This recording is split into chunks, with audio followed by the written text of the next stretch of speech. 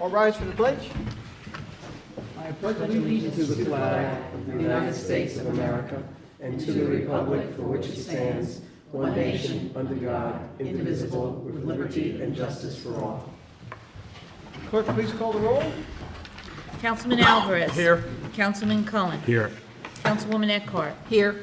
Councilwoman Hudak. Here. Supervisor Hay. Here. Okay, notation of exits in the front and the rear. Any electronic device, please put it on vibrate. Make a motion to go into the work session portion of the meeting. Second. All in favor? Aye. First item for the discussion tonight will be the Birch Hill Highview Terrace Water District. How many people are here for that portion of the meeting? Okay. What I'm saying tonight will be mailed out to all residents, whether they're here tonight with the full details. I just told you we'd bring you back. The district is now yours. We'll have the full detail. I'm going to give a partial, but you'll have all the emergency phone numbers to call. Is Levon here? There's Levon. So Levon Bedrosian, he's our special districts coordinator. And from now on, you'll be calling his office, not me, call Levon.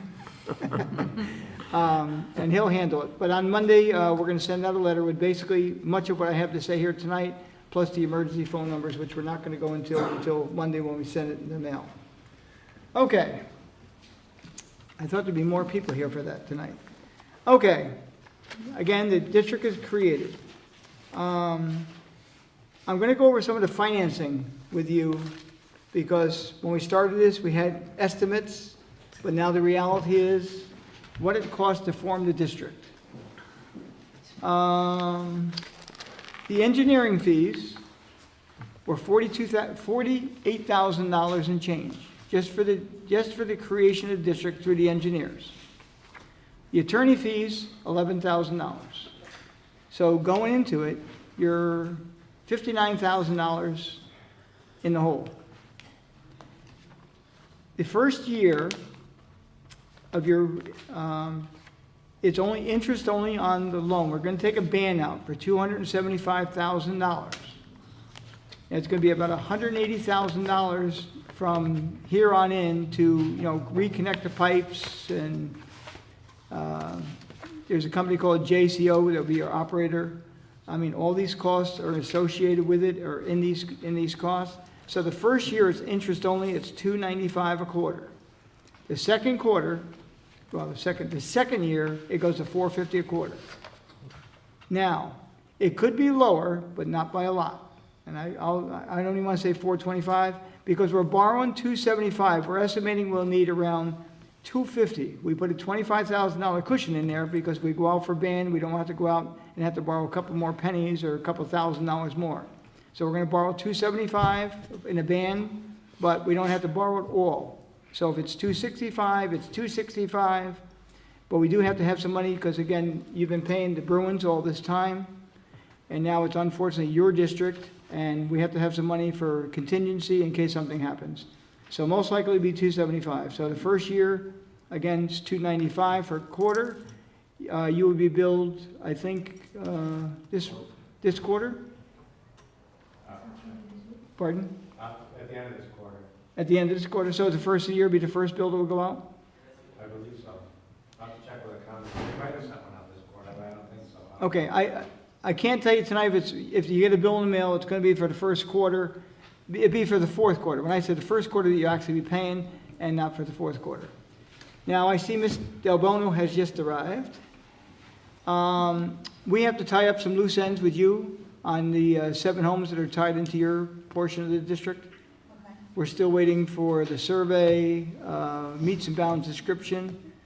For those of you who are late, it's $295 a quarter, beginning, I believe, with the fourth quarter of this year, which is now, and be $450 a quarter the second year. The first year it's $295 because you're paying interest only. The second year you're paying for principal and interest. So the band I just said was $275. So as not to repeat myself, because probably more people will be coming in, you will be getting a letter in the mail. Will be sent out on Monday with all these particulars.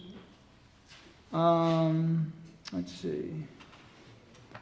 I guess at this point in time, I will take questions, because that's the bulk of it. It was all about the money. Yes, sir. If you would, sir, if you would, just come up to the mic so we can hear you. I thought Eagles Bridge and Bruce Ice. Sir, no, okay, just stay there. No. The first thing on the agenda is Birch Hill and Highview Terrace. Second item on the agenda is discussion on the water district billing for what you're here for. There's more than one item on the agenda. So the first thing, you come up to the, if you'd like to ask the question, please. Just state your name for the record. Mary Binda. Could you just bring it down a little bit? Mary Binda. I'd just like to know, why is it so expensive?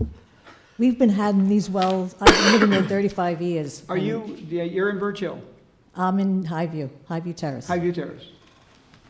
Okay, why is it so expensive? First of all, the part of Highview Terrace, are you on the original Bruin line or the other 7? The other 7. The other And I've 7. been there 35 years, and it was very good. Well, you were very lucky, because in the past 35 years that you've received water, the health department was unaware of the well. And we were fine. Now, ma'am, Fine. we unfortunately, we don't make the rules, they do. Had they known, they would have come in long ago, and they have rules, regulations, there's certain requirements, testing, and none of that was ever But when done. this was all done, isn't this supposed to be grandfathered in somehow? It is. You have what they call a waiver, you have a waiver. As long as you have that waiver, believe it or not, your costs are down. If something happens and you lose the waiver, you will have to start either with an ultraviolet light, they're gonna have other requirements to purify your water. And hopefully, we never get to that portion of it. Now, another question. If in the future I choose to sink my own well, You cannot. Once you live within a district, like you are now, you cannot sink your own well. Now, the reason for that is, one, it's a health department rule, and second, because all the houses are already currently situated, the distance from well to septic, I don't know, if you're going up on Birch, Highview, are you on the left-hand side or right-hand side of the road? going up on the left, You're on the left. So you're up, yes. okay? So your septic would have to be 200 feet from another person's well, okay? So you can't have a well, you could possibly have a well, but the Okay. person behind you could not. And then the less people on the system, the more it costs. So if 2 or 3 people drop out of this here, their rates go out, basically out of sight. So the health department, basically, anyone that has a district, you're not allowed to, break away from the district. It's just, bless you. All right. Now, Thank you. again, you weren't, I don't recall you coming to the first meeting. I told you we wanted almost nothing to do with this, because water districts are one of the worst things. Sewer districts, we're forced to take them. This owner was at least good enough to give us the keys before he left and worked with us. We've inherited things like overnight. They just basically didn't even leave us the keys, just walked away from it, and by law, we're required to take it over. And the people that live in the district, unfortunately, are responsible for whatever billing is required.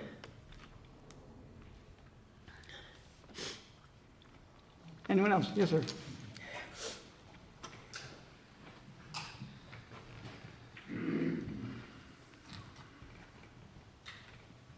George Mahoney, 18 Birch Hill Road. The charges that you outlined for the first and the second year, is that on top of water usage charges or That's included. included? Yes. Now, many of the districts, which Levon will be discussing tonight, you have what they call a monthly rate, and then you get a per usage. Some have, a limited amount of gallonage and things of that nature.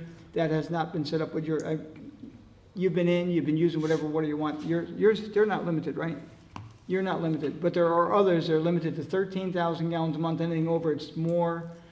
Peaceful Hill, they're charged like $150 a quarter plus 2.3 cents per gallon.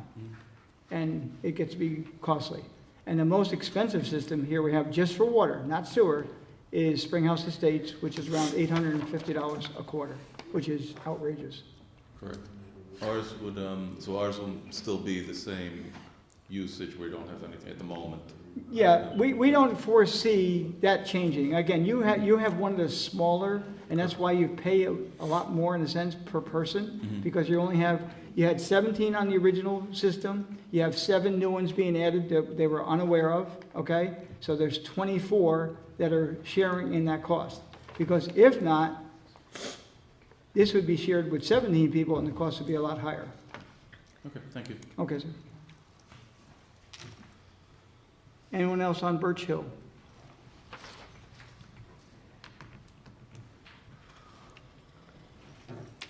I know the numbers are staggering, but I just mentioned Springhouse Estate at $850 a quarter. And I really feel bad for those people, but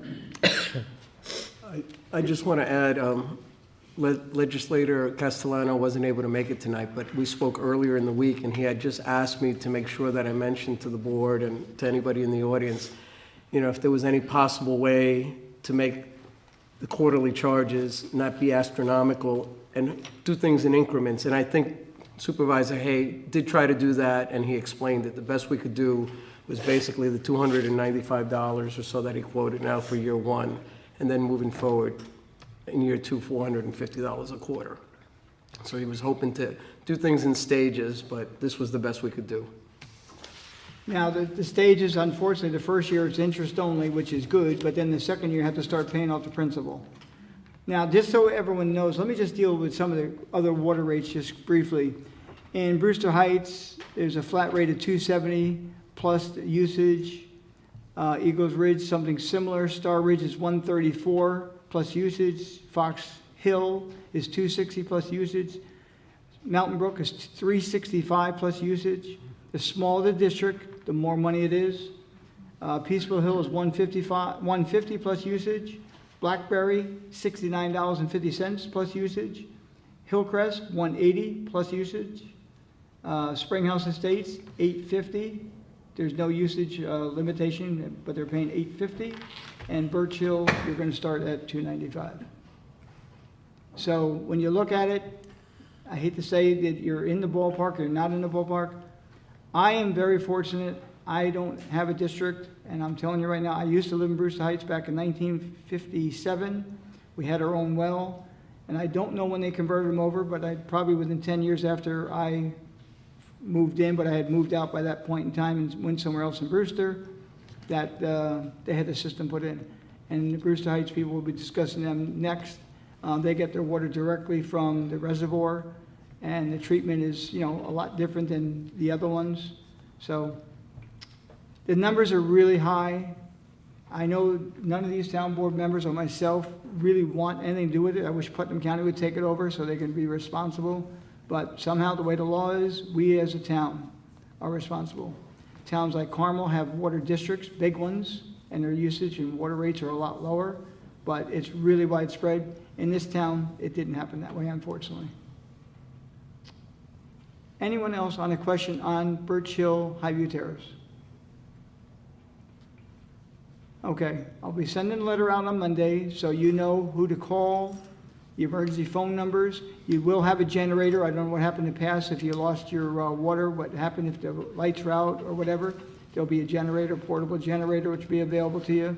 You also have to have it maintenance, basically requirements by the Department of Health. How often do they have to have it? 3 times a week. 3 times a week, your water has to be tested. It's. No, tested, they go there. Why don't you just come up just briefly?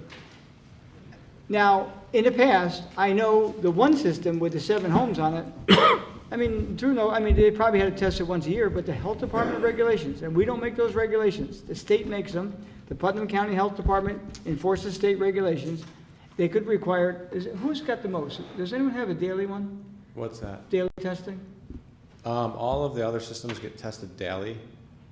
This system will be tested once a month, but they have operators that visit the site 3 times a week for observation and testing of the equipment to make sure everything's working properly and so forth. And how about something like a Brewster Heights or the other ones? How often do they go Well, there? Brewster Heights is different. Daily. That's daily, but that's 6 hours a day because it's such a large system. Yeah. 6 hours a day, so that's, Yeah, That's big. 7 days a week. so when JCO goes out to Birch Hill, they'll go down to the pit, whatever. Now, we're gonna have to raise that above the pit too, are we Right, that's not? part of this whole plan. Now, in Birch Hill, the existing 17 homes, your water is down in a pit. It's required now to have all, not, the tank stays in the ground, but all the instrumentation that was down there is required to be above ground. And that was new. The Bruins did what they were supposed to do all along. However, the rules and regulations changed, I think it was about a year ago. And because we were gonna end up taking over the system, they kind of like, I wouldn't say it went like this, but they didn't have to put it in. We now, since we take it over, the Bruins would have had to done it, but we still have to do it, but you would have had to pay for it one way or the other, whether the Bruins did it or the town is doing it.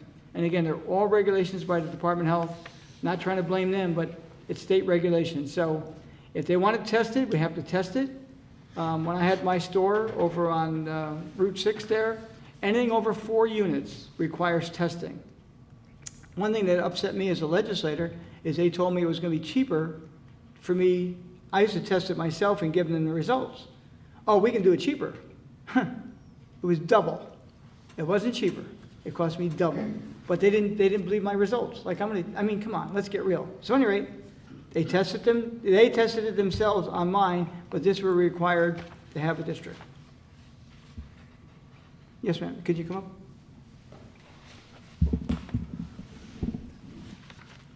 Don't go far, Lamont. You're on number 2.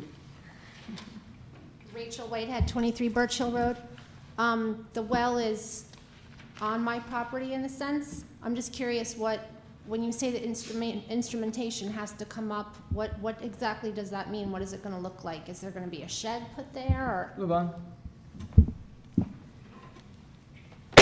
Basically, the well is on its own piece of property, just so you know, that's a postage stamp. But all the wellheads and everything has to come above ground, so there'll be what's called a control panel. It's like a large electrical box. It'll probably be maybe 3 or 4 times the size of this podium. And right now, we don't have a shed over it, but we are probably going to put some type of structure over it so that it will keep the elements out of it, snow, rain, and sunshine. So it will have that over top of it. Now, The town board already actually approved the contract to have that work done, so hopefully it will be done before December, end of December, and then the shed will probably be sometime next summer. and again, we have to do that. It's a requirement of the Department of Health. That's the way it be done. And I want to thank Joe Castellanos, not here in the Putnam County Legislature, for giving us the piece of land just past Miss Del Bellino's property. There's another piece of land that goes quite a distance to the end of the road that has been given to the district. So if and when something ever happens, we do have a piece of land that would be moved from where it currently is down the road, but we never want to go there, because if it does, prices go much higher. All right, thank you. Thank you. Anybody else? Okay. Seeing none, we're going to move to the second item on the agenda on the work session, and that's water district billing. Okay. I know Mr. Alvarez has received a lot of phone calls. I get them all the time from people in Brewster Heights, I guess because I used to live there, and they say, why did you move? Levon's going to explain how and why there was a letter sent, I guess, about, different costs associated with it. Brewster Heights is kind of unique because how it gets its water as opposed to anyone else. So if you can just discuss and identify Brewster Heights and Eagles Ridge, how they're billed and what issues they face. Okay, going back, this started back in 2009, I guess. Some of the residents were calling and asking about the billing and the rates and if it was ever going to go down or be reduced and so forth. So at that time, the supervisor had us draft up a letter to go out to the residents to explain to them what the rates were and where we expected them to be at that time. And then in that letter, it says that they would be reduced up to, say, about $140 or $104 per quarter based on the current situation. But it also did mention that that was pending if anything happened, unforeseeable circumstances happened. Since then, we've had some issues in that district, which changed the finances in that district. In 2015, this year, we will have 4 major bonds paid off. 2 of them are in the water district and 2 of them are in the sewer district. With those bonds being paid off, we will have significant savings in how much we need to collect from those residents for those bonds. But the problem is that over the last 3 years, those districts have been operating at a shortfall. And because of those shortfalls, the districts actually owe the town some money. Brewster Heights Sewer currently has a deficit of, let me see, $73,000. That's the deficit for the water or sewer plant. The water plant has a deficit of $142,000. So between both of those, the town has been generous to allow those districts to run at a shortfall, knowing that we were going to have these major bonds being paid off this year. We felt instead of raising the rates for 2 years and then reducing them, we would let them stay at the same rate, and then in 2016 and possibly the first 2 quarters of 2017, reduce it a short amount, but keep some of the rates there to pay back that fund balance.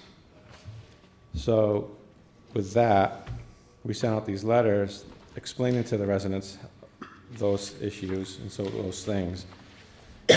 And their water rates are going to be reduced $40 a quarter from $286 to $246, and their sewer rates are going to be going, oh wait, this is the houses. The sewer rates going from $166 to $155 for a total of $51 in reduction for the homes. And for the condos, in the condos it's a little bit more complicated because we have some condos that have meters and some that do not. So the metered ones are going to be reduced. Let me see.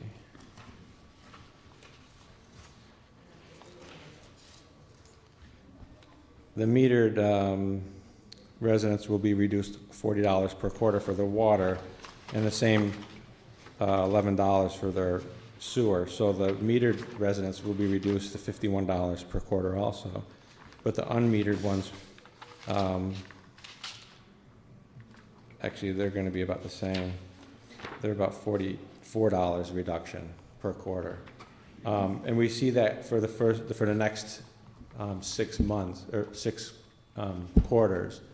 So in 2017, instead of actually having to pay high for the first 2 quarters and then reduce it halfway through the year, we'll probably reduce it 50% of what that reduction would have been for the second half, the first half, so that it will be a flat rate for the whole year. I'm not sure if there's any other questions, or I'm sure there's many questions because we receive phone calls about this all the time about what have we spent money on and what have we used the funds for over the last couple of years. We had the water tanks were replaced. Instead of having them refurbished and painted for about $120,000, $140,000, we had them replaced because they had major leaks. From the time we looked at them to get them painted to the time we were going to get them painted, we had the major leaks happen. So we had them replaced at $400,000, $480,000 instead of the $150,000 we anticipated. We also had some major equipment in sewer plant, like rotors and the oxidation ditch and so forth go down. We had to have them refurbished and sand filters and so forth at the different plants. So those are some of the major pieces of equipment that we've had over the last 3 years be replaced. Okay, Levon, stand there so you can respond to whatever questions are being directed by the public. My name is Linda Bonord, and I live at Eagles Ridge. And actually, I mostly want an education from Levon and you all because I've kind of been ignoring this since I moved here 15 years ago. Why is it that Southeast cannot have a unified water district When you say unified, like Carmel has? okay.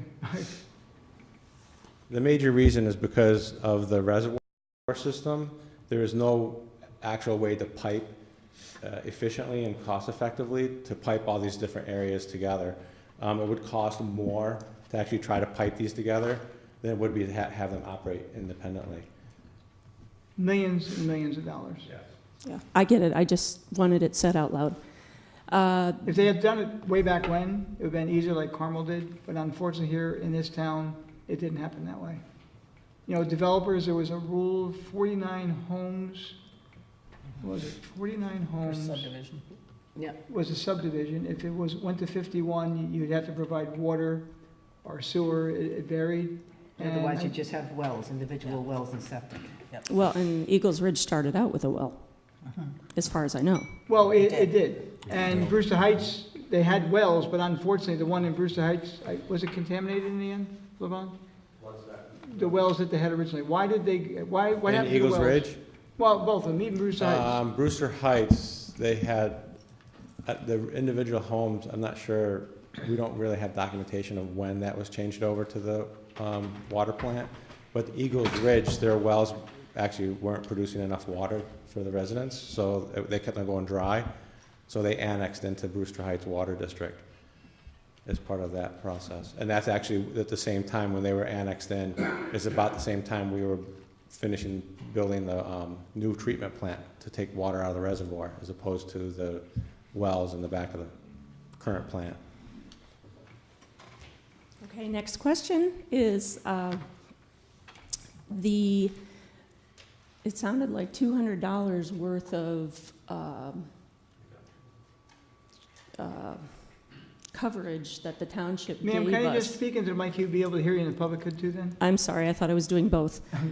He had mentioned, I thought in my head I added up $200,000 worth of money that was basically covered for our water sewer district because we were spending more than we were taking in. Is that a round figure? Yeah. Yes. Okay. Was this financial situation shown in some way, shape, or form to the residents that they actually were incurring a debit over the years? No, it was not. And I don't know why it was not, but almost every district we have runs either plus or minus. Mm-hmm. And we don't notify them of that. We basically kind of do it in-house. Mm-hmm. I mean, if we did it, we'd have to charge you, okay? And knowing that the bills, the bonds and everything were gonna be paid, they did not do that. But if you think that's what we should do, we could notify them, because some, especially Peaceful Hill, it ran at a deficit for a long time, and they were unaware of it, and unfortunately, when I got here, I had to be the bearer of bad news. Actually, Yeah. I've been the bearer of bad news since I got here. But they were, For what it's worth, and you may all agree with me anyway, full disclosure is always a good idea for people who are voting for you or paying your taxes. I mean, it's just important to communicate the truth as it happens. And we don't really have to deal with a fourth estate. We can think with our heads and say, okay, you know, when I'm on budget billing at NYSEG, and I see that I consistently am paying less than what I'm running in my gas bill, I know that my bill's going to go up. I see that happening, and I think that full disclosure in this going forward would be a really good idea. well, Levon's gonna go, but what we found with a lot of the districts and people is they don't like this, going like this every year. This year, it's, No, well, let me explain something also, is that we do send out an annual letter to every resident of every district and explains the financials. So inside there, one, at the beginning, there's actually a line that says whether or not the revenues were sufficient or non-sufficient for the year. And I don't have the letters with me right now, but I believe that for the last couple of years, we've put in there that they were not sufficient. I know that we have put that. but maybe not And the I amount. believe, huh? Did you put the amount? No, but I believe that we also put in there that because of the bonds were gonna be paid off in 2015, that's why the rates weren't raised. I'm not 100%, but I know that we did put in there that they weren't sufficient funds and that we were short budget for those couple of years. Okay, well, that's just one girl's opinion.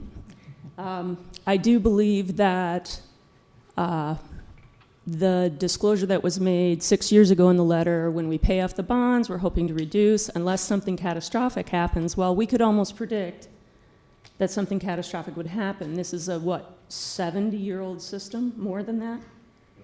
So it's just good sense that you're going to run into capital expenditures on a continuous basis.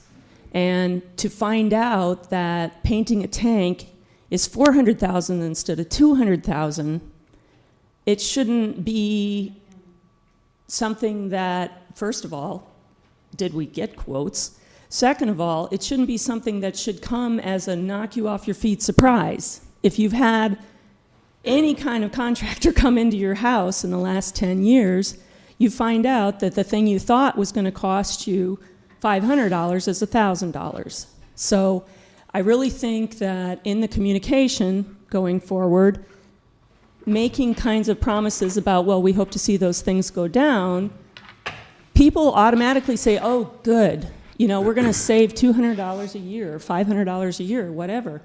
It's not going to happen. It's going to be great in 2017 if things go down, but Well, this year, things will be going down $200. But Yes. based on the numbers that Levon just yes, said. but for my friends who are fixed income widows paying the same $500 a quarter as my neighbors who have 4 children and 2 dogs, and they're, you know, they're seeing this rate that compared to the rest of the state, the region, not compared to our district, obviously, our district has problems, but they're comparing themselves to what they knew where they lived before or what their cousin paid or whatever. I just really think people need to be educated about the challenges of a really old water system. They need to be told about perhaps errors in judgment about forecasts, and they need to have some sort of promise or open communication about here's how we're going to prevent this from happening going forward if we can. I just, you know, I'm not angry about the 61% increase in O&M. I'm really not. I understand what you just said, but the fact is that there are people who can't afford it the way I can afford it. And they're going to have to, like, give their cats dry food instead of wet food, and probably make some other cuts that are even more telling because their water bill is not going down the way they expected. Everything else is going up. And I'm just trying to put this in. If people would communicate, then you could say, look, we told you, we're sorry, it's not pretty. We've been trying to protect you from the truth, but that was wrong. We are not going to protect you from the truth from now on, so you can make your own choices in planning for the future. Okay, Levon, Levon, go about the protection. First of all, these weren't promises. It never said that we promised to reduce it.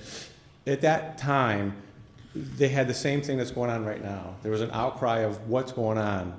And at that time, the supervisor, it wasn't Tony, said, let's get information on what the current situation is. And at that time, this is the current information. And we put in there a disclosure that unforeseen circumstances, because we know, just like you said, that there will be unforeseen circumstances on an age system. We all know that. We don't know what the system or what the amount was going to be. And people were asking, what is it going to be? We want to know, what is it going to be? If there's no problems, this is what it could be. And with this known, at that time, we knew what the reduction in the bond was going to be. We didn't reduce it 100% because we knew that there was going to be issues between then and now. So we tried to do the exact same thing you're saying. Exactly. There's not an increase of O&M of 61%. That district owes the town $200,000. That money is going towards that debt. So if you want to say to yourself, O&M raised $200,000, you can. That's artificial. Statistics and numbers can be changed no matter how you want to look at it. The fact is that the district owes the town over $200,000, and instead of putting an additional line there of what the district owes the town, we just lumped it into O&M because it's easier to give people, look at, this is what it's costing. This is the debt based on bonds, and this is what it's costing O&M. And it is kind of operation and maintenance because it's the cost that we've incurred over the last 3 years of operation and maintenance that wasn't paid by the district at that time. It was covered by the town. So realistically, the O&M had went up the last 3 years, and we never increased it. It might have gone up 5% or 6%, but when you accumulate that over time, now to pay that back all in 1 year or the next 6 quarters, yes, it's going to be a 61% increase. And we want to get that paid back so that we can start to reduce it more. And there's actually other things that are going on in the plant that have to be upgraded. If we were to give a letter to the residents every single time something happened in the plant that cost more than $5,000, you would probably get a letter every month, because that plant costs tens of thousands of dollars, hundreds of thousands of dollars to operate. And pumps go down on a regular basis, piping breaks, mechanicals break all the time. To explain that, the town is obligated to maintain a system to the regulatory agencies like DEP and Department of Health. We have to do it. It's not like we make a choice to do it because we want to go out there and have a contractor come in today to put a nice shiny pump in. We do it because we're required to. So there are times when there's an emergency, when 1 or 2 pumps go down at the same time, the same week, and we have to get those done today. We can't wait for 5 or 6 contractors to give us prices. We have to get it done today. So there are times when there's emergencies that we have to go out and get the most ready contractor. Now, one thing I have to make very clear to everyone, the town does not make 1 penny on these districts. Every penny that's spent on the district or collected from the district goes to the district. Now, Mr. Bedrosian is the overseer of the district, and he's responsible for whatever. A portion of his salary is paid by every one of the water and sewer districts on a percentage basis, okay? We don't take $5 extra, okay? And a lot of people think, oh, you're making money on us. We're not making money. Every penny goes back to the district.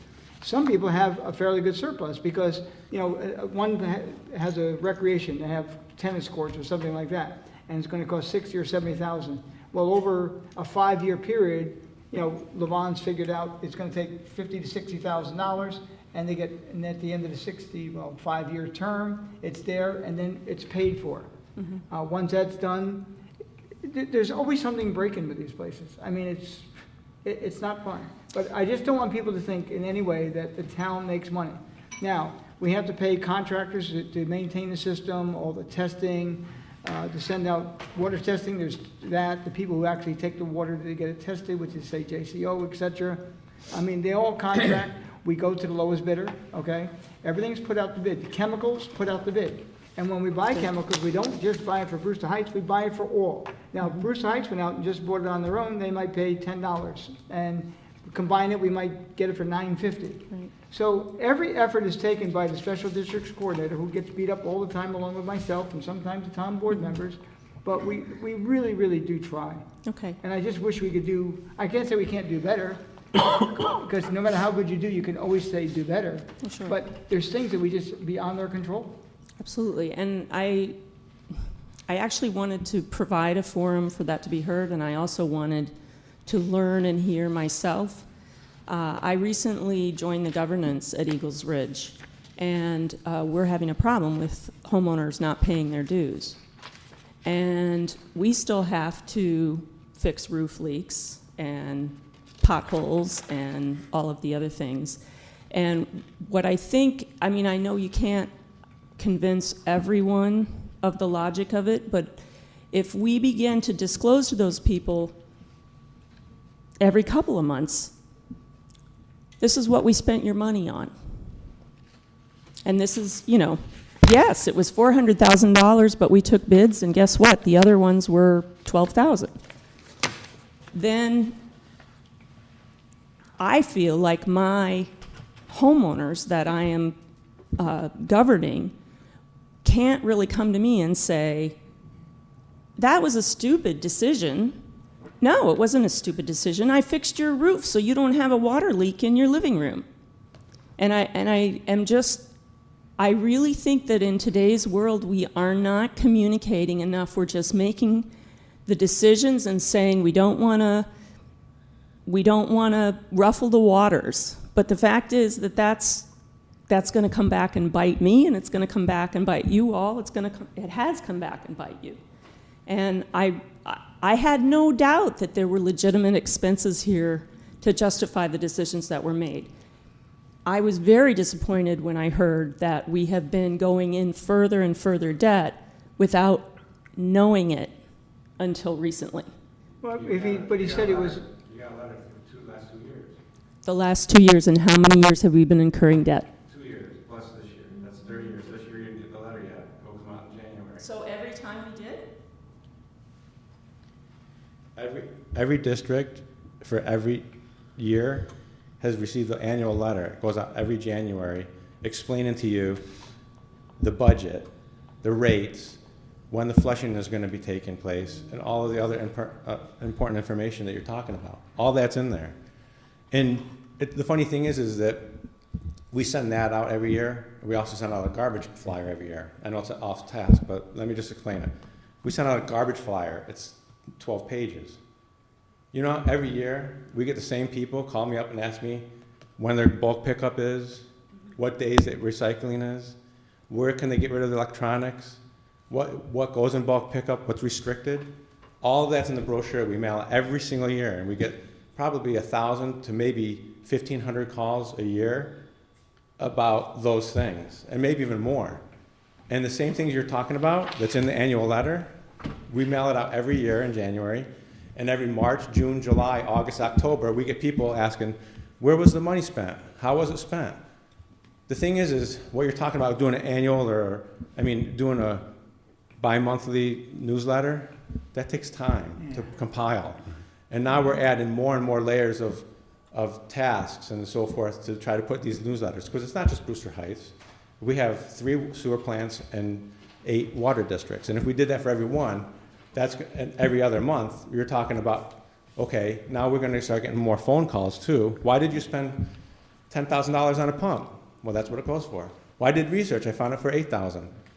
Well, you want to know something? The research proven over time, that pump that you've looked up on the web for $8,000 is not the same mechanical pump that we have for $10,000. They don't have the same mechanics. They don't meet the same requirements or the load or the head, being able to push the same amount of sewage or water up the hill.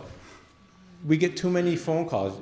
You almost make it more complicated and add more layers of expenses when you start talking about more and more information, because like I just said, we send out information and people don't read that. If we give it every 2 months and they don't read that, now we're adding more expenses. And guess, like Tony said, you know who pays for those expenses? You guys do. So we have districts that say, don't mail me anything. I don't want you to mail me more stuff, because every time we mail something, it's more envelopes, more postage, and more paper, and more time, more labor.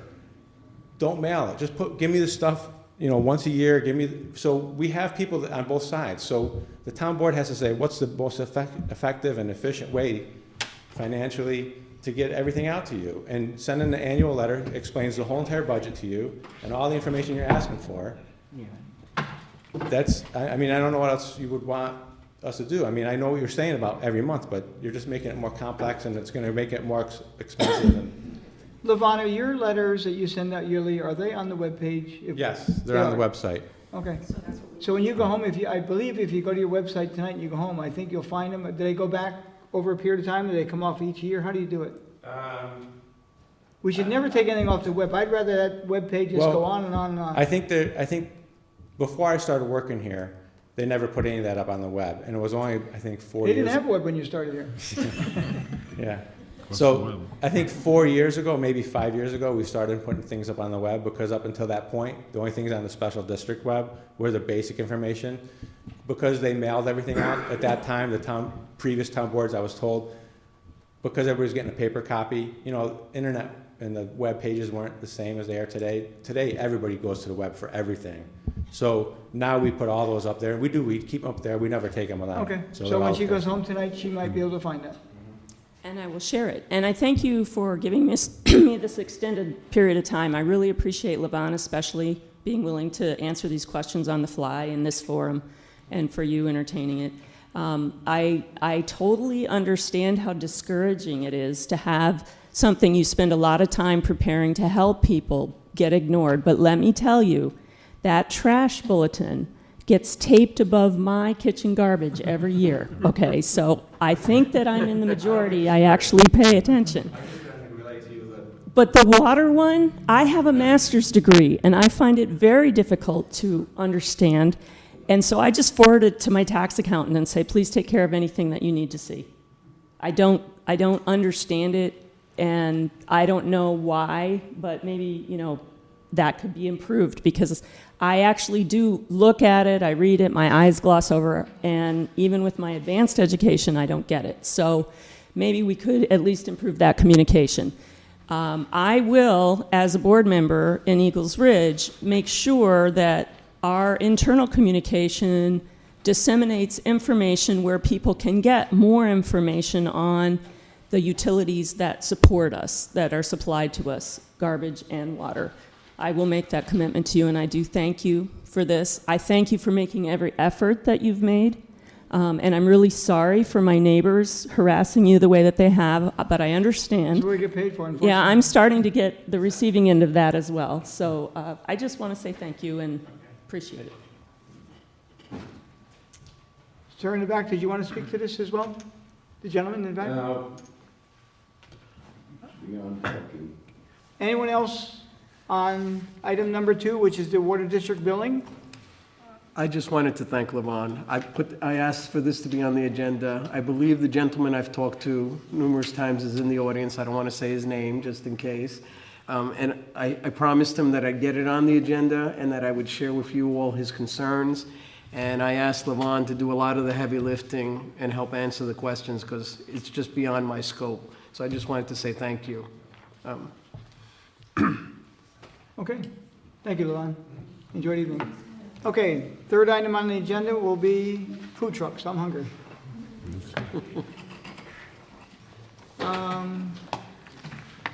Okay, Bob, this is your baby. Just let them move. Okay. The town board got some requests from a couple of restaurants in Southeast that have food trucks, and they want to expand their business where they would be able to sell food at various locations in the town of Southeast. Throughout the country now, food trucks are a new thing, and the food trucks are very fancy and have all sorts of food on it. If you go down to Manhattan, you see all sorts of stuff. Currently, the town board, the town of Southeast, the ordinance is that only veterans are allowed to have food trucks. So we did get a request, and we reached out to people and asked people to give us their thoughts. We received a couple of emails from some residents supporting food trucks. We spoke to the town planner, myself and Peter Bell, who took an interest in this, and we came up with some proposals, some things that we think if we allow this, that we should do. We're mainly concerned with safety. We don't want to put other, where the trucks are parked, to make sure people have safe ingress with their vehicles, that litter is picked up, that there's some sort of minimum distance that a food truck would be from a brick and mortar established restaurant. We don't want to put, obviously, an existing business out of business by having a food truck parked like right in front of it. We're talking about hours of regulation, and this is nothing set in stone. This is just what we thought was good. Maybe like 5 a.m. in the morning for places like the train station, when a lot of commuters start taking the trains to the city, to like maybe 9 p.m. at night. And then they would have to take the trucks with them, not leave them at the location, make sure the litter's all picked up, any signage or anything all has to be removed every night and can be put back the next morning. So nothing set in stone. Obviously, would like any other input from the town board, the public, if this is something we'd want to allow or not. There is we could possibly make not that much money, but if we license these trucks, there would be a money value to the town as far as licensing fees. So that's basically it for now. Okay, Anyone have any I'll other? let my fellow board members, because I have some other things I'd like to share, and I'll provide you and Peter with my list, but I'd like to go over with the board, so I'll let the other board members go first. I mean, I like the idea. I think Steve Mattson wrote in, and he said that this could be a good, niche market for us, you know, again, not that we're gonna make a lot of money off of this, but I kind of like the idea of just that, you know, it's something a little unique to the town and whatnot. And I think I have the same concerns and the same questions that have been raised before and that will probably be raised tonight, is, you know, regarding insurance and, like, how did we, I'm making it up, I think I saw somewhere that you wrote seven permits, and I'm not criticizing, I'm just saying, how did we come up with that number? Is, you know, did we talk to Ashley to just kind of say what areas in town are suitable? And, you know, maybe it's whatever, Markel Park, the Metro North Station, and all that. Maybe that number comes out to 7, or is there a potential that there's, you know, 10 spots? Well, I'd like to start slow anyway and see how it works out. And there is nothing set in stone Right, here. yeah. I think it was kind of an in-between, not an exact in-between, but of 5 permits to 10 permits, so we just kind of said like 7 to start off. I mean, we don't want obviously food trucks in every corner. No, of We're not course gonna not. issue 100. You know, Again, like I'm I not s- right. criticizing, No, I just wanted to. Right, but there's no set reason why we're 7. There's- And like, I wouldn't want to see a food truck at the Metro North Station from 5 a.m. to 9 p.m. Like, I can understand, like, kind of, you're a breakfast truck. Right. 5 a.m. to 9 a.m. maybe, that's it, pack it up, go home. The same with, like, if it was a lunch truck, you know, maybe 10 a.m. to 2 p.m. or 11 to 3, maybe a 4-hour window. Right. But we're talking about generally the licensing would be from Oh. 5 a.m. for like the train station. I think the first train that leaves out of Southeast is like 4:30, so, Right.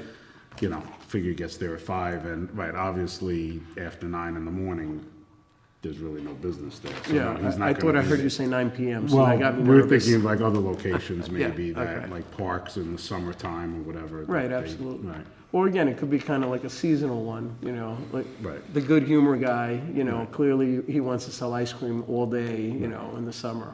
Right, and he's not gonna drive around in February. Exactly. So, All right, thank you.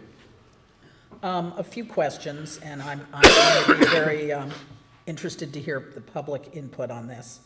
We will have a, once this has been aired out by the board and we get something, we will have a public hearing on the Right. issue. Did you talk about signage, for example, on the trucks? Would they be subject to the same signage rules as brick and mortar?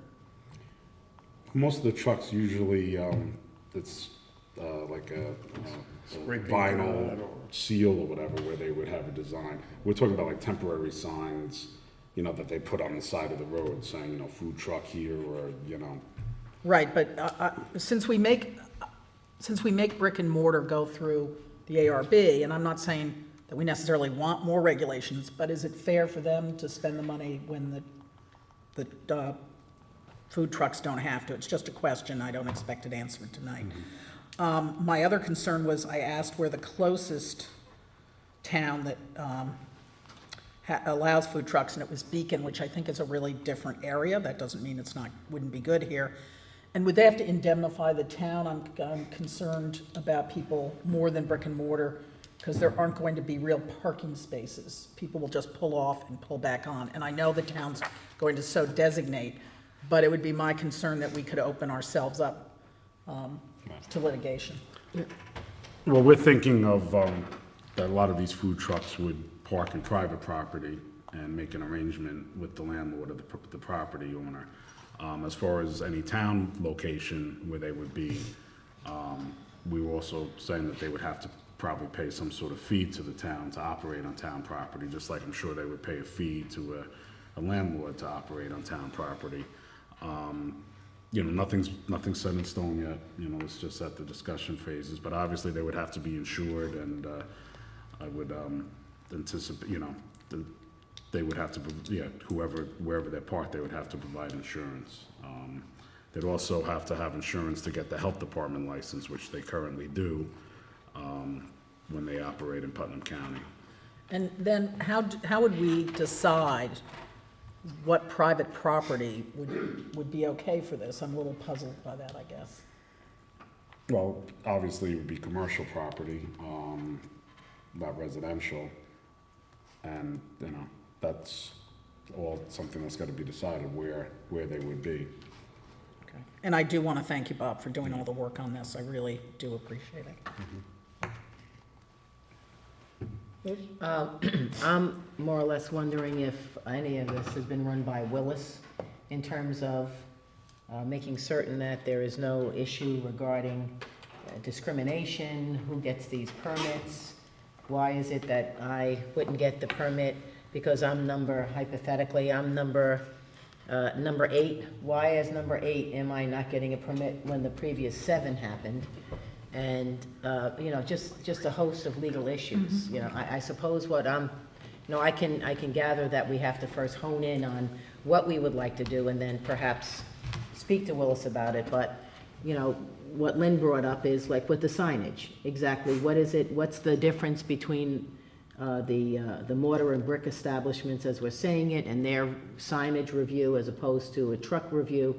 Bob had provided, at one point, he was down in Manhattan and he provided a picture of one of the trucks. I think it was like a seafood truck almost. And it was very attractive, the truck itself was attractive, but that, what else would there be? And would and also liability, with the liability to the town, certainly. If we're going to have someone on the town premises, what is that liability? What would be the indemnification? What kind of insurance? Those kinds of things. Right, currently, we do have veterans that operate food trucks, and they Right. operate on town property. do they provide us with any Right. liability That- insurance? I or- mean, that's the thing, I'm thinking I now. don't think they do, right? Michelle? Well, I Are they mean, on town property, though? Because the one on 312, that would not be town The property. only one that was on town property was one up at the lake.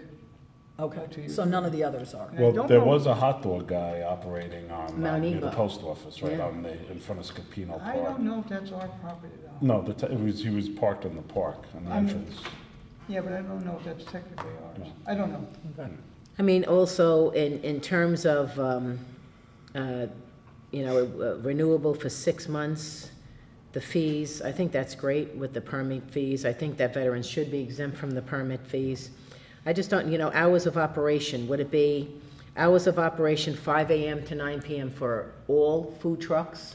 Or would it be, certain food trucks would have from 5 to 6, or, I mean, the hours, some of the hours seems kind of, that's a wide breadth of hours. Right, well, So- I would imagine it would depend on what type of food truck. Obviously, if it's a breakfast type of food truck, they'd be operating in the morning. But we would regulate it and say, well, if Well- you're a breakfast truck, you only go from 5 to 12, or, I things mean, like that. right, we didn't get into that yet. We're Yeah, just okay. throwing stuff out there for now. Yeah, because right now, I think the one at Brewster Shell, that one is open for breakfast and lunch, isn't it? He has, yeah, I don't think he's been coming for breakfast Okay. anymore, but Oh, he okay. was originally there for Oh, breakfast, and then left, and then came back for lunch. Okay. But I have not noticed him there early in the morning anymore, so I don't know. I think And that's then a just business sort of decision. regulate it, so what we're talking about is food, so all of a sudden, it's not going to become something else, Right. you know? And obviously, right, we're talking about food, we're not talking about furniture from North Right, Carolina or exactly, anything like right. that.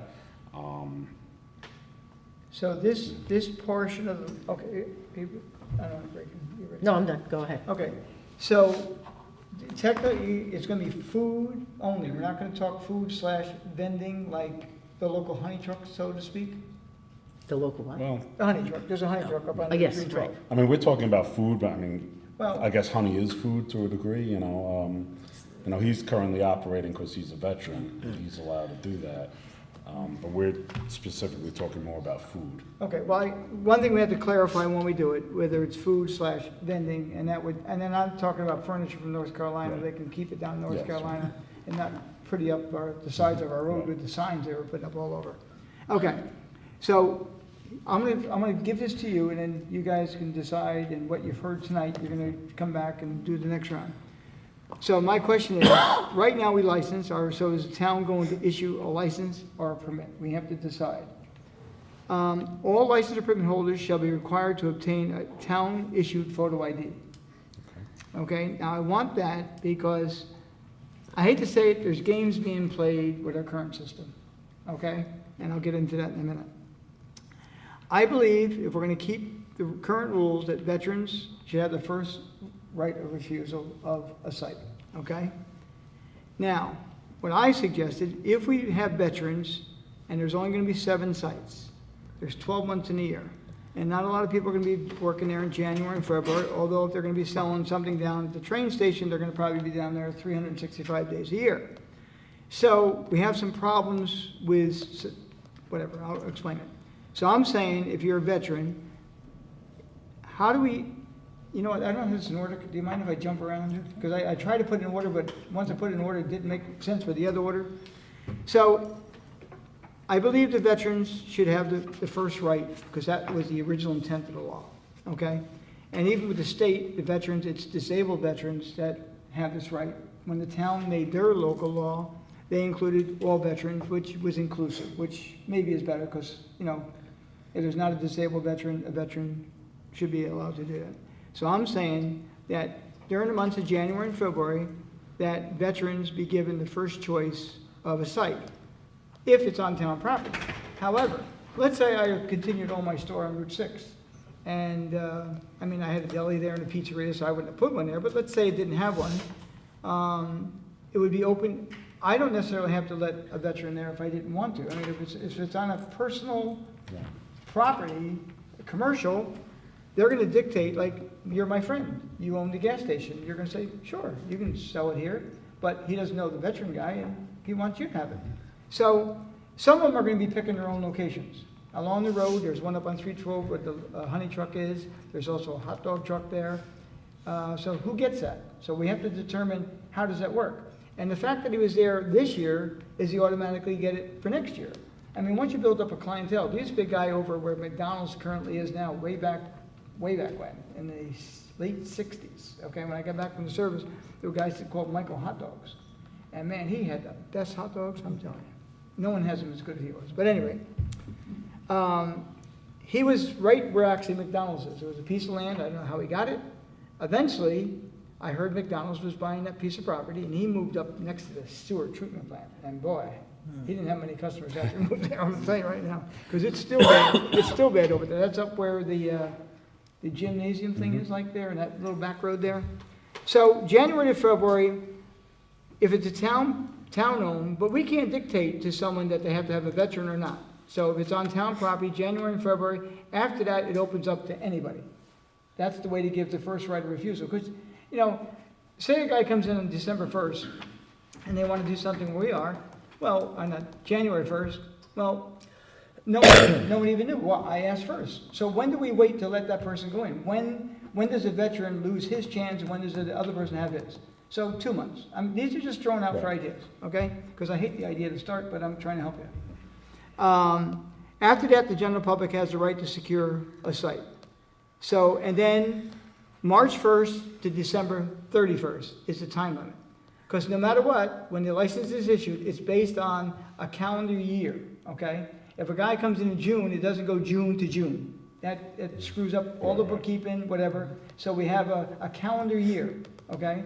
So a veteran goes the first 2 months, and then the rest of the world goes the next 10 months, okay? I say here, all licenses or registrations, whatever we call, will expire on the last day of December of each year, regardless of the date issued. I have here, and you have in here as well, something about permits granted to town of Southeast businesses / residents first, and then you have only. I'm not sure we want to invite the world to come to the town of Southeast to do it, so I had Southeast residents, okay? Now, if you want to expand it to Southeast businesses, I suppose, I mean, you know, but again, I don't, how far are we going to go? You know, you're going to go, again, Well, I think if an established restaurant has a food truck from Southeast, like Brewster Bakery, pastry shop is interested. I know, does he have one now though?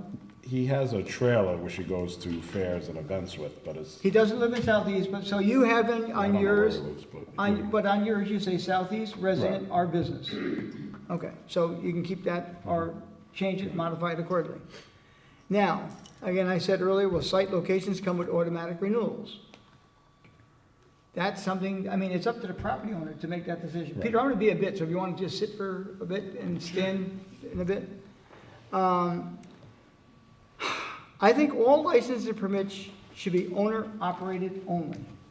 The intent of our law with the veterans was for a veteran who sometimes can't get a job or whatever, and, you know, we all appreciate what veterans did. I was one, I know people constantly tell me, you know, because I have USMC on my plate, they're very appreciative. When I go to Lowe's, Home Depot, or whatever, you show your veteran card and they give you a discount, and they always say, thank you for your service, and I really appreciate that. And I know all veterans do. You know, we save on our taxes, and it's greatly appreciated.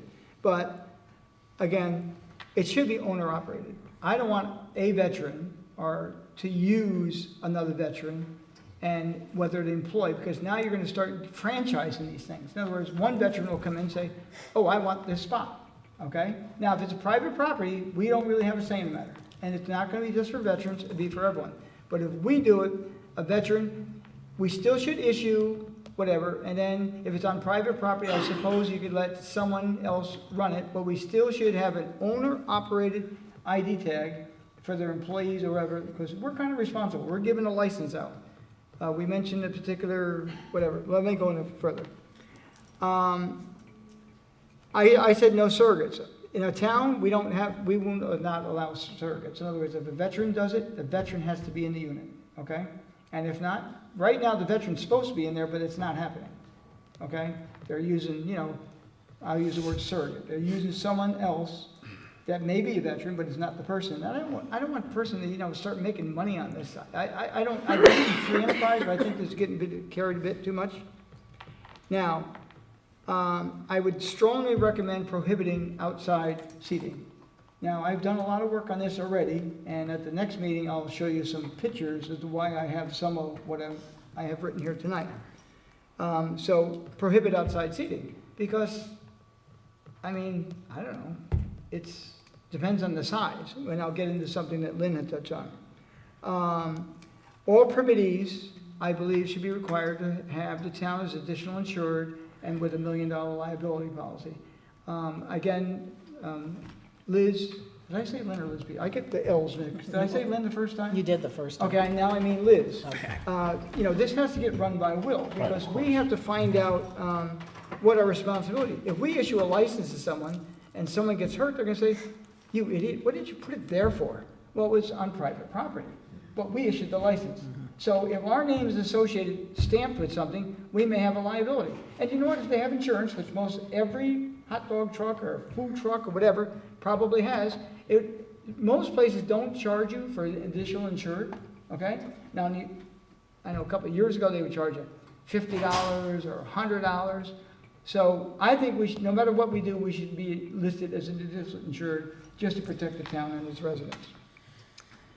Now, if a food truck is located on a pre-approved site plan, i.e. developed parcel, the owner of the parcel should be required to go back to the planning board and amend the site plan. Now, almost every parcel in this town, commercial, has a site plan, okay? And if it's a restaurant, you have to provide so many seats, so many parking spaces. And this here, we have, I don't want to use a gas station, let me use, I don't know, my old store. Okay, I'll pick up my old store. Now, when I had that, I had 6 units that I subdivided an old bowling alley into, okay? And it was a restaurant, it is one now, but you have to provide so many spaces for each type of business that you have there, okay? Now, my parking was maxed out based on what I wanted to put in there. Now, I might have put in a restaurant, I wanted a restaurant, I put it in my plan, so when that restaurant moved in, which was never there, I had a hairdresser there and a couple other things, and then I had I won't say fast food, but it was like a barbecue place, and now there's a real restaurant, because when people come into a restaurant, they sit there, park the car kind of forever. So, but my site plan was approved. Now, if I have a site plan that says I have to have 50 spaces, and I've already used my 50 spaces, and I want to plop a hot dog truck out in front of my place, well, I violated my site plan. We make all the businesses that change their site plans. Now, Dunkin' Donuts on Route 6 going toward Danbury on the left-hand side there. I don't know. He moved his septic, which we approved a piece of parcel for him. He moved his septic up there, and where his septic was, he couldn't park cars before, but he wanted to, and I guess he started clearing it out, put down some item 4 or something, and he got picked off by the town. you know, you're changing your site plan, you're gonna have to come back for a site plan approval to get 6 additional spaces for his business. I guess he could use them. The deli out on Route 3, out by 312, he went through a site plan and came back and asked for additional parking, whatever. So when the site plan is approved, whether it's a deli or whatever the complex, a gas stations in particular, you know, gas stations, they sell, some of them sell food, some of them have convenience stores not selling food, but hot, you know, potato chips, pretzels, milk, beer. They fix cars, they rent trucks, they maybe fix cars and sell them, and then you put a hot dog truck there. Well, you know what? It gets a little bit overcrowded. So I do believe that we should, if it's something that's been approved by the planning board, go back for a site plan review, because then we know that it qualifies for what they're attempting to do. Because you're trying to fit 10 pounds of shrimp in a 5-pound bag. I want that shrimp, but it doesn't fit in the bag. But will it be in a food truck? I don't know, depends on the seafood. Okay, I believe, and then when I show you my little, I went online, I liked your food truck, Bob, and I found some really nice food trucks, but guess what I also found? Bad one. Some really ugly food sure trucks. they So are. I've got a whole bunch of them, and I'm gonna recommend that any food truck be required, we can, you know, to go to the ARB and just show them their truck. I was gonna bring it tonight, I said, well, let's deal with round 1, we'll deal with the next round. I wanna show you some of the stuff that's out there. This thing looks like a walking billboard, and it's absolutely everything this town is against, but it's a food truck. So ARB looks at, I mean, look at it. There's some nice ones and there's some really ugly ones. And I don't always agree with everything the ARB does because they tell me I can't have a pink door. Well, I want a pink door. But whatever, I think the ARB should be involved in it. All food trucks and our accessory trailer, because not all trucks, some Right. tow them behind them, shall be required to provide the necessary documentation, which we already have some of this already. They're required to produce their license, okay, to drive it, the registration, inspection, and identify the fact that it's insured, okay? Now, that part, we don't have to have additional insured, but wherever they park it, I think we should be additional insured prior to be issuing a license or permit. Now, right now, what goes on with the Department of Health issuing a permit, it's kind of like who's on first. The Department of Health wants to know if we've, kind of approved it. Well, we can't approve it until the Department of Health. So we're gonna have to have something, let the truck get approved maybe by the Department of Health, or do we give them the site and you go get the food truck approved by the Department of Health? Because right now it becomes a problem, doesn't it, Michelle, from time to time? Like, they'll get the permit from the health department, but they gotta identify where the food truck is, but they come to us and say, no, you can't put one there because it's either not ours, you don't have permission to do it. I mean, you just can't pull aside on the side of the road and, pitch your tent. And if at any point in time, the vehicle that we have all this documentation for, like your car is inspected, your food truck's inspected, if something expires while their permit isn't active with the town, they should be made to require to update the document.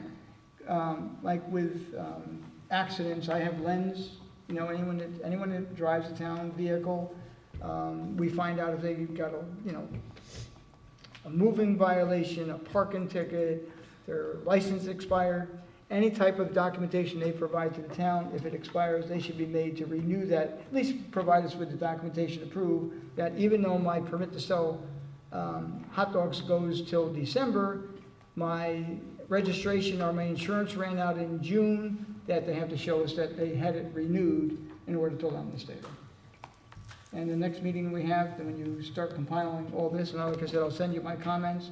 I'll ask Michelle to put those together, and then you and Peter can work together, and I guess pick and choose, or whatever you want, but I'd still fight for much of what I just said, and I'll bring some photos to show you why I really believe we have to have some kind of control of what some of these vehicles look like, because there's some pretty bad ones out there.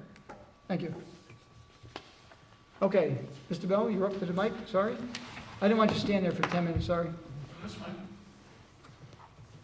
Peter Bell. The whole thing you were talking about veterans is, when Bob and I were talking, veterans are basically exempt from the current law and would be exempt from any other law. They wouldn't be paying permit fees, which we put in here specifically saying that they don't pay. So, you know, the idea that we're trying to do something with veterans or move veterans out is absolutely incorrect. The other thing is too, Tony, you're talking about getting approval from the ARB. Right now, the honey guy has grass growing underneath his cart. He hasn't moved that cart for months. And under this law, would say that he's gotta move it every night, Go ahead, which it Ron. should be. Yep. And that's the way it should be, but he hasn't moved his But for, it's not the law. Can't make them do it. understood, my But I think point he's saying being, this would improve the situation for everything. maybe. Not, Correct. you, look, you have good ideas. I think there's a lot of other good ideas put forward on the table tonight as well.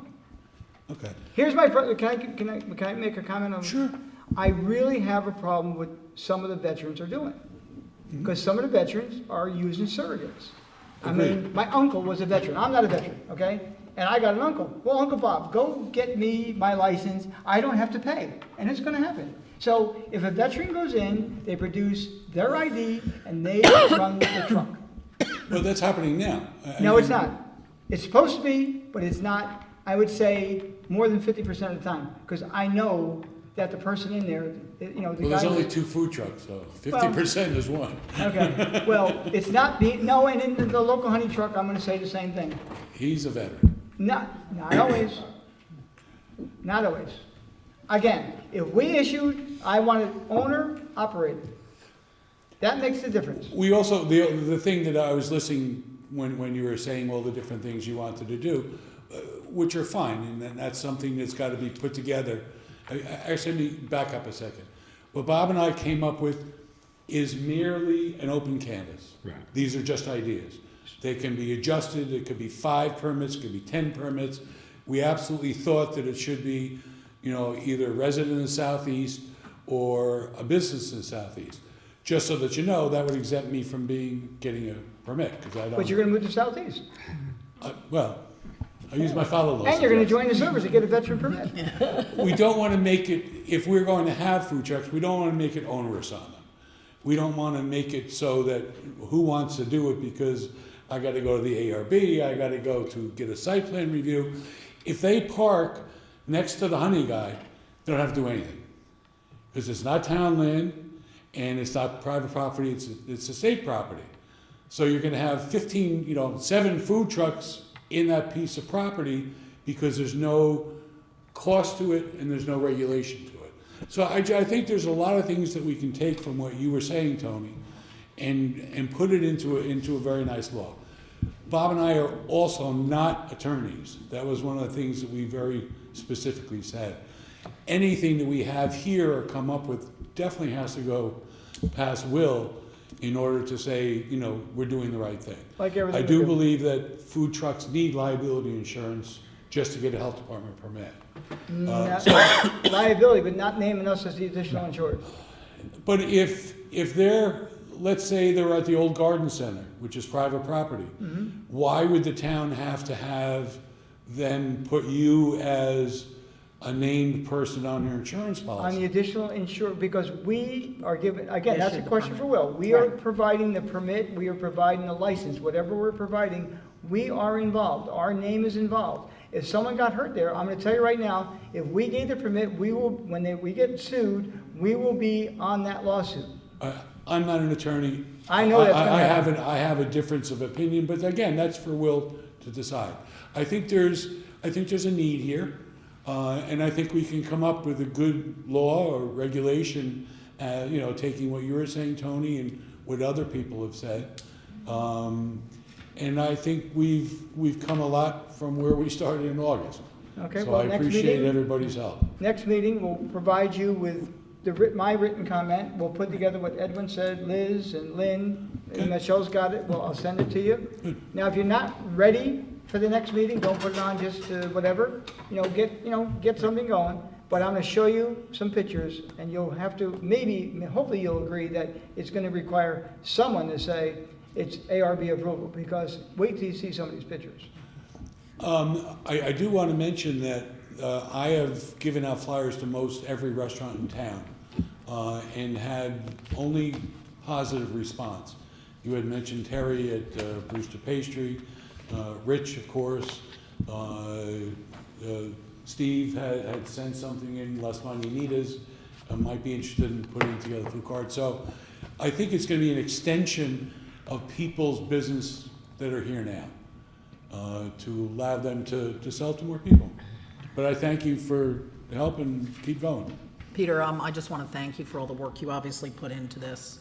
I really appreciate You're it. welcome, my pleasure.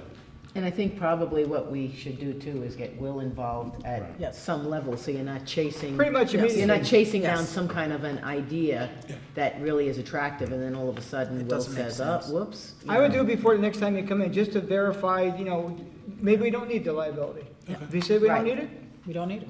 but I would talk to them and say, you better think twice. And maybe talk to Ashley and say like, is there anything like a, you know, is there any limited ARB approval, or maybe we can even ask Will that. In other words, I get what Tony is saying. You don't want some crazy truck rolling around here. But on the other hand, I'm aware of what you're saying, which is like, and all of a sudden now this, you know, ARB, this approval, that approval. Who's to I get say it. what's pretty and what's not? They Well, are. that too, it's in there. Trust me, when I show you They the are. pictures, you're gonna know which one's which. But I don't know, as a customer, would you want to go to some horrible looking, But we dirty don't control truck? that, we have to control. No, what I they understand get. that, but if I was a customer, I wouldn't want to do that. But And it should be limited, well, Right. you know, we should have that ability, but then, once again, I think that goes to I like. mean, you with want to Will. make sure you're going to and that's what the health department does. They do Yeah. check the food trucks, the kitchens, and with, you know, make sure everything meets standard and clean and sanitary, and people aren't It has that big getting A in the sick. window. Right, exactly. When I went upstate, it was probably about 3.5 hours from here. And the builder was gonna show me something he did, which was an hour from where I wanted to build. So the bottom line to the whole story was, I was hungry, and I said, you know, let's stop. Oh, there's a great place up the road. So we're riding by the place, and it was a dump. I couldn't believe it. He said in the wintertime, when they have, you know, the ski, what do you call it, snowmobiles? You can't get near the place. There's hundreds and hundreds of snowmobiles. So on the way back, I didn't want to say anything until we passed it, because I wasn't going to go eat there. Oh, so it's coming up. I went in there. I am telling you now, it was the best food I've ever had in my life. There you go. Unbelievable. So it's not always a look, but again, parked on the side of the road, I'm gonna tell you right now, you never would have stopped there in a million years. Never. Old pumps not working, it looked like a ramshackle, but when you got inside, it was really quaint, nice, and the food was outstanding. You would even like it. They have a dollar. They didn't have a dollar menu, no. I'm surprised you went then. I didn't know the menu. And, you know, anyone else in the audience that, or at home watching this on TV that wants to get involved or has any ideas, please reach out to me. It's not just, you know, Peter Bell and myself that are, you know, coming up with ideas. We'd like input from as many people as possible. We just got 4 of us? No, All right, see, exactly. we're moving on. Okay. Make a motion to go into the regular portion of the meeting. I'll second. All in favor? Aye. Waive the reading of the correspondence, approval of the voucher list. Time out, you know, I have 2.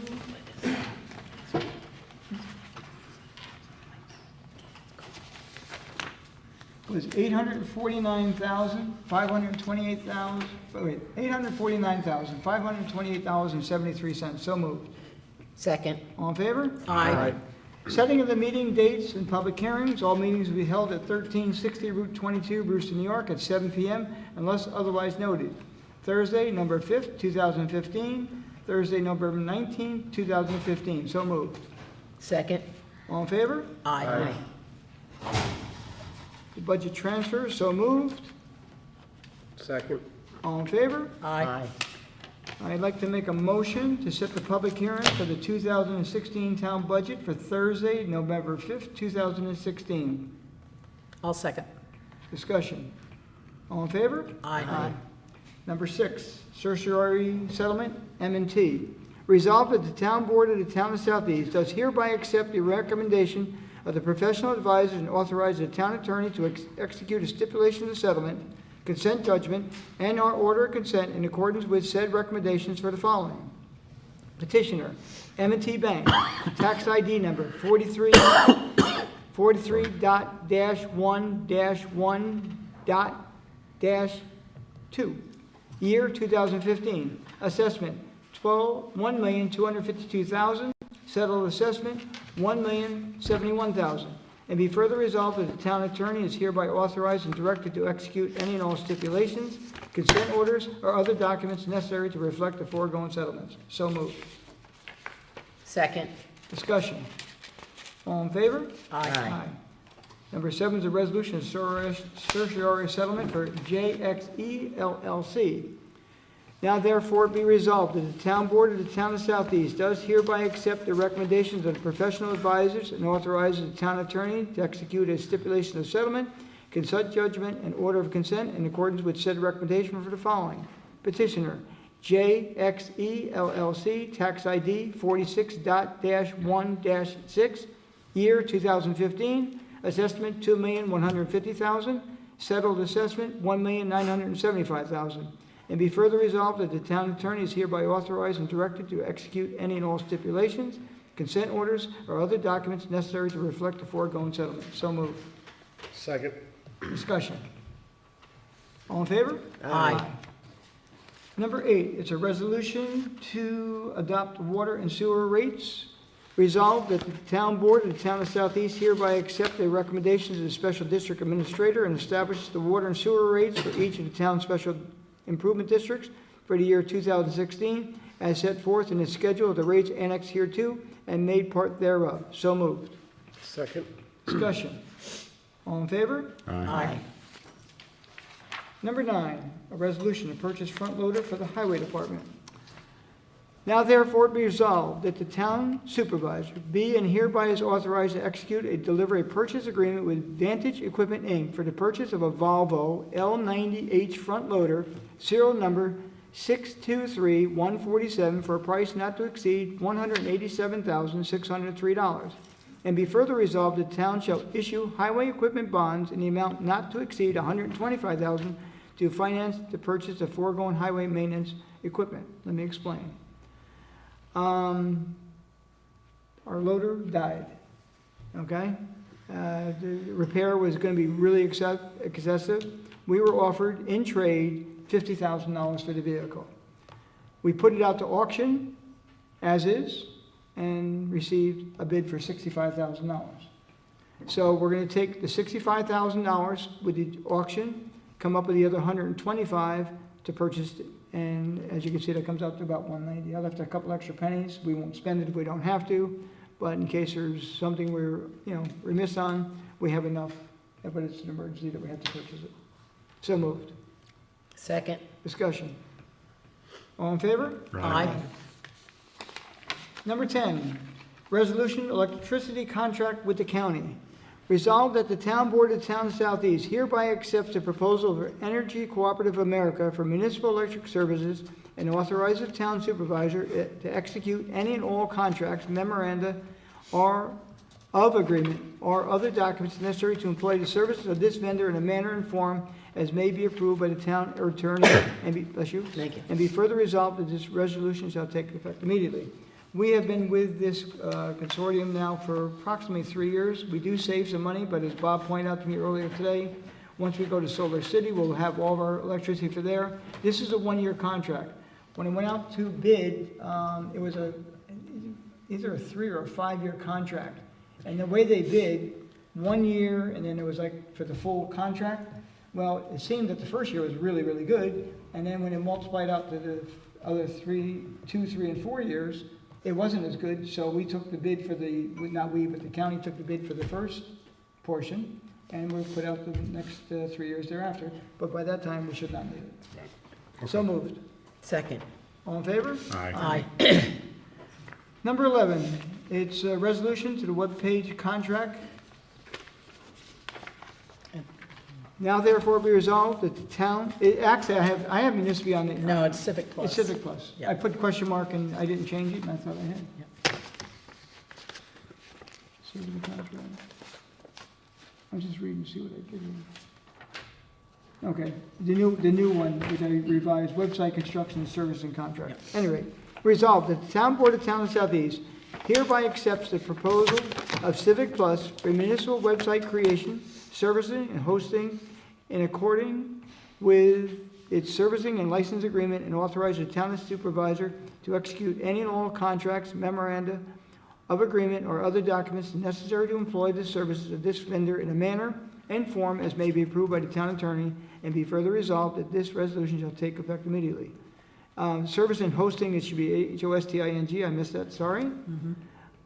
Just so you know that the contract, it's $7,000, and it's $3,000 maintenance per year. Basically, what we're paying for maintenance, we're upgrading the current system, and it's $3,000 a year thereafter for maintenance of the contract. So moved. Second. Discussion. Yeah, I would really like to thank Victoria. I worked with her on this in planning. I think our website really needs an update. This was a great deal. We did interview 3 companies, and I didn't even know it went down to 7,000, so that's really good. And also, I think we get a redesign after about 3 years. So I'm really pleased with this contract. I think we'll have a much more user-friendly website and a lot less cluttered. So I'd really like to thank Victoria for all her work on this. And I think thanking Victoria for all the work she's done in the past as our master Webster, so to speak. And you know, she's worked very hard, and I think that this is a great idea to help alleviate a little of the difficulties. That, you know, she's done a great job on the website, and I think that from what I'm hearing, this company will do a very good job, and I think so. something that we obviously can continue to be proud of. Do we, what other municipalities use them? Anyone around here? Or do you know? Yes, I believe, now let me make sure I'm getting them confused, Bob, and it's a really good I don't question. want to put you on the spot. No, you know, I'm thinking maybe, I know one company, well, the first company does, that we had before does lots, and then the one company did Pound Ridge in Lewisboro. And this company does do something locally, and if it's not those two, I apologize, but I can get that to you. I'm just curious. I'd like to, go to their website. and Yeah, look at yeah. All in favor? Aye. Aye. Just to make sure, does everyone have a number 12 being the ARB recommendation for Yes. gasoline petroleum? Yes. Okay, because I had printed one, I had the old one. That's No, why I have the old one. Yeah. You have Thanks. the old one too? Yeah. Okay, well, you and I got the old ones, we're Okay. old, that's why. Yeah, thanks. Younger generation after that, okay. Yeah, both. Number 12, resolution to ARB recommendation gasoline petroleum. Now therefore be resolved that the town board hereby accepts and approves a report of the Architectural Review Board dated May 28, 2014, a copy of which is annexed hereto and made part hereof, in connection with the application of gasoline petroleum, that such report shall be incorporated in any final site plan subsequently reviewed by the planning board. So moved. Second. Discussion. All in favor? Aye. Okay, supervisor's report. Almost no change from last month's report. Again, we prepare good budgets, we hold to it. Again, the outside attorney line. We were in court with one today, I have to tell you about when we're done, it was really funny. The outside attorney line is over the budget, but again, we don't know what to budget, because you have no idea what you're gonna get sued for. And other than that, we're pretty much in line. And the budget we've prepared, I might have increased it slightly from that last year, but you can never tell, because some years, hopefully, you don't have any lawsuits. But let me tell you about one today, it was in court, it was really a riot. A person went up to the Southeast Station and parked their car right in the middle of 2 spaces. Kind of like a person like Tony Hay would do if he parked his Corvette there and, doesn't want anyone to touch it. But was this, Jess, was this something that, has a decision been made yet, or? No, so we shouldn't discuss it. Yeah. Ah, okay, I I'll got wait. everyone in suspense now. Oh, Yeah. I mean, you know what, Stay tuned. you obviously, anyone can go into Okay, I'll wait. courts and I- public, and, you could hear this, with some exceptions, of course, family court, et cetera, Okay, but. I'll wait till next time. It's a good one, though. So what I'm thinking is that maybe it would be prudent at this time that we not discuss it. Okay, I'm glad we have an attorney here. Thank you. And you're not acting as attorney. And absolutely, I'm not. Just I'm a my council friend, person. I just his actually- friend to keep me out of jail. But it was a good one. It was so good, we had 3 people from the town, Michelle, myself, and the